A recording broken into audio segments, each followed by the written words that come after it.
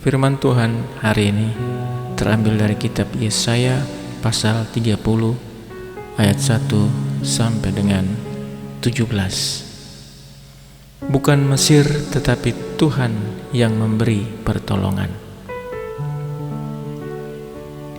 Celakalah anak-anak pemberontak, demikianlah firman Tuhan yang melaksanakan suatu rancangan yang bukan daripadaku, yang memasuki suatu persekutuan yang bukan oleh dorongan rohku, sehingga dosa mereka bertambah-tambah, yang berangkat ke Mesir dengan tidak meminta keputusanku untuk berlindung pada Firaun dan untuk berteduh di bawah naungan Mesir.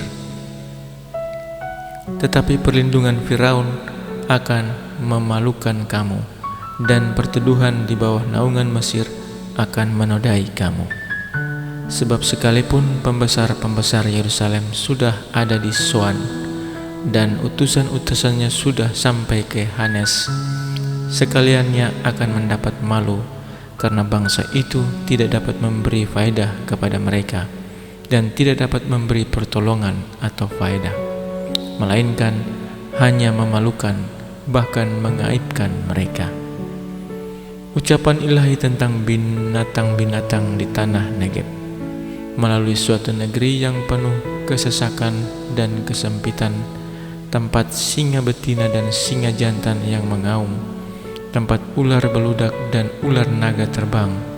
Mereka mengangkut harta kekayaan mereka di atas punggung keledai, dan barang-barang perbendaharaan mereka di atas ponok unta, kepada suatu bangsa yang tidak dapat memberi faedah, yakni Mesir, yang memberi pertolongan yang tak berguna dan percuma. Sebab itu aku menamainya begini, Rahab yang dibuat menganggur. Maka sekarang pergilah, tulislah itu di depan mata mereka di suatu loh, dan cantumkanlah di suatu kitab, supaya itu menjadi kesaksian untuk waktu yang kemudian sampai selama-lamanya.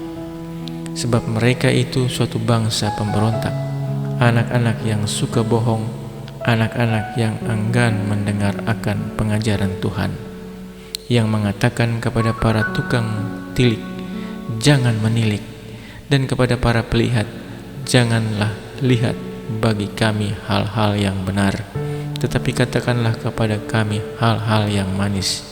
Lihatlah bagi kami hal-hal yang semu, menyisihlah dari jalan dan ambillah jalan lain. Janganlah susahi kami dengan yang Maha Kudus Allah Israel. Sebab itu beginilah firman yang Maha Kudus Allah Israel. Oleh karena kamu menolak firman ini dan mempercayakan diri kepada orang-orang pemeras dan yang berlaku serong dan bersandar kepadanya, maka sebab itu bagimu dosa ini akan seperti pecahan tembok yang mau jatuh, tersembul keluar pada tembok yang tinggi, yang kehancurannya datang dengan tiba-tiba dalam sekejap mata, seperti kehancuran tempayan tukang periuk yang diremukan dengan tidak kenal sayang, sehingga di antara remukannya tiada terdapat satu keping pun yang dapat dipakai untuk mengambil api dari dalam tungku atau mencedok air dari dalam bak. Sebab beginilah firman Tuhan Allah yang Maha Kudus Allah Israel. Dengan bertobat dan tinggal diam kamu akan diselamatkan. Dalam tinggal tenang dan percaya terletak kekuatanmu. Tapi kamu enggan, kamu berkata, bukan, kami mau naik kuda dan lari cepat. Maka kamu akan lari dan lenyap. Katamu pula, kami mau mengendarai kuda tangkas. Maka para pengejarmu akan lebih tangkas lagi. 1000 orang akan lari melihat ancaman 1 orang. Terhadap ancaman 5 orang kamu akan lari, sampai kamu ditinggalkan seperti tonggak isyarat di atas puncak gunung, dan seperti janji-janji di atas bukit. Demikian firman Tuhan hari ini. Renungan hari ini berjudul Pertolonganku datang dari Allah. Sudah menjadi kebiasaan bagi bangsa Yehuda, jika diserang oleh suatu bangsa, mereka akan lari mencari bantuan kepada bangsa lain yang mereka anggap kuat. Lalu di mana Allah bagi mereka?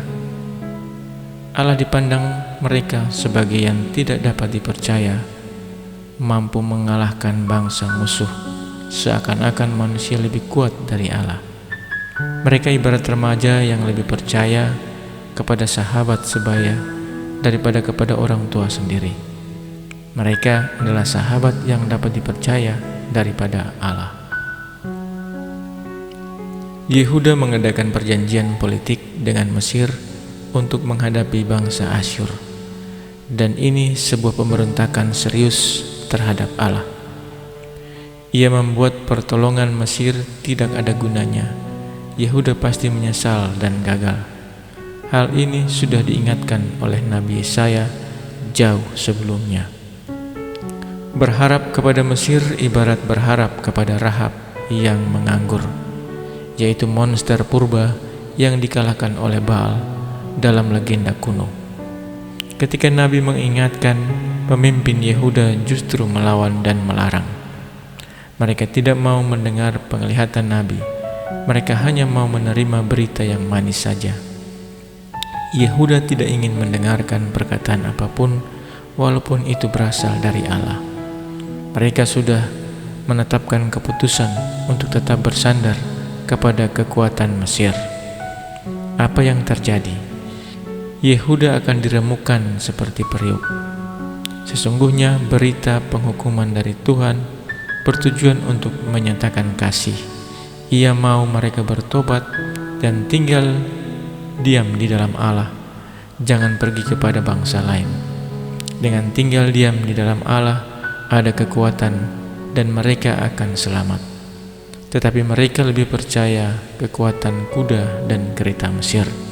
Padahal justru karena itu mereka akan balik dikejar oleh kekuatan musuh. Betapa mudah hati kita tergoda untuk mengagumi kekuatan dan kehebatan seseorang yang memiliki kuasa, hingga tanpa sadar kita sudah berdosa dan menyakiti hati Allah. Saat meminta pertolongan orang yang kita anggap kuat, kita membenarkan diri dengan kalimat yang terdengar indah: berdoa dan bekerja. Berdoa kepada Allah dan bekerja dengan kekuatan dunia. Kita memanipulasi kebenaran, berdoa dan bekerja. Betapa jahat hati kita manusia, sudah berdosa masih membela diri dan menutup telinga terhadap suara kebenaran. Saat telinga kita menolak suara kebenaran, sebenarnya kita sedang meminta Allah bersuara lebih keras, yaitu mendatangkan penghukuman. Apakah itu yang kita inginkan? Amin. Demikian renungan kita hari ini. Tuhan Yesus memberkati kita. Shalom.